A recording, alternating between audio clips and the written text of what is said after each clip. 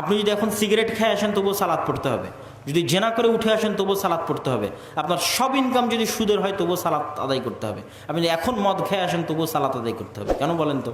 এই জন্য যে আপনি যদি ওই সিগারেট খাওয়ার পরে বলেন যে 40 দিন তো ইবাদত কবুল হবে না, একবার মদ পান করলে, মদ পান করে বললেন যে আল্লাহ রসুল বলেছেন একবার মদ পান করলে 40 দিন ইবাদত কবুল হবে না, তো 40 দিন নামাজ পড়ে আর কী লাভ?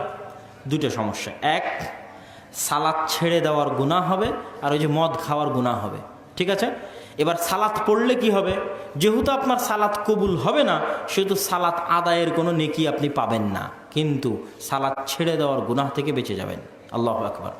এটাই ইবনুল কাইয়িম রাহিমাহুল্লাহ লিখে গেছেন তার বইয়ের মধ্যে, এবং এটাই সকল আলেম ওলামা একমত পোষণ করেছে যে যত বড় পাপই হোক, সালাত ছেড়ে দেওয়ার চেয়ে বড় পাপ দুনিয়াতে নেই, যত বড়।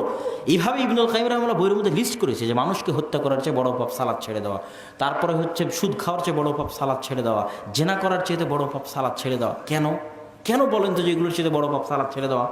এই জন্য যে এগুলো হচ্ছে নিষেধাজ্ঞা, আর এটা হচ্ছে আদেশ। একটা স্কুলে ভর্তি হলে স্কুল বলে যে মোবাইল ব্যবহার করা যাবে না, এই চুল এভাবে থাকতে হবে, ড্রেস এভাবে পরতে হবে, এই এই এই এই এগুলো হচ্ছে নিষেধাজ্ঞা। মূল কাজটা হচ্ছে কি করতে হবে? ক্লাসে এসে পড়তে হবে। সব নিষেধাজ্ঞাগুলো মানে বসে আছে, কিন্তু ক্লাসে যায় না। কোনো লাভ আছে? কোনো লাভ নাই। তাহলে ক্লাসে অনুপস্থিত থাকা বড় অপরাধ, না ওই ভিডিও মোবাইল চালানো স্কুলে বড় অপরাধ? ক্লাসে অনুপস্থিত থাকা সবচেয়ে বড় অপরাধ। এটা আল্লাহর একমাত্র আদেশ মুসলমানদের জন্য, একমাত্র, আর কোনো আদেশ আল্লাহ দেয়নি। আপনি দেখাতে পারবেন না যে আর কোনো আদেশ জরুরি ভিত্তিতে আপনাকে প্রতিদিন করতে হবে। একটা ফরজ কাজের কথা বলেন তো, যেটা জরুরি ভিত্তিতে প্রতিদিন আপনাকে করতে হবে, বলেন না। সালাত ব্যতীত একটা ফরজ কাজের কথা বলেন যেটা প্রতিদিন আপনাকে করতে হবে, জরুরি ভিত্তিতে আল্লাহর আদেশ। কোথায় বছরে একবার রমজান আসে, 30 দিন সিয়াম পালন করতে হয়। ধনী না হলে জাকাত দেওয়ার কোনো প্রশ্ন নাই, ধনী না হলে হজ করার কোনো প্রশ্ন নাই। তাহলে কি করতে মুসলমান হয়েছেন? কেন মুসলমান হয়েছেন বলেন? হিন্দু থেকে যে মুসলমান হলেন কি করতে? সালাত আদায় করতে। এই একটা কাজ করার জন্য মুসলমান হয়েছে, আর কোনো কাজ নাই।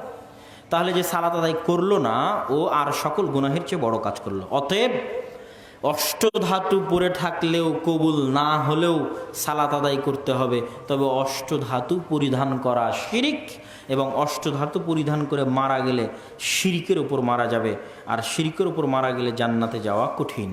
আর একটা ভুল ধারণা আপনাদের ভেঙে দিই, আল্লাহ সুবহানাহু ওয়া তাআলা সকল গুনাহ ক্ষমা করতে পারে, শিরকের গুনাহ ক্ষমা করতে পারেন না। এটা কিয়ামতে।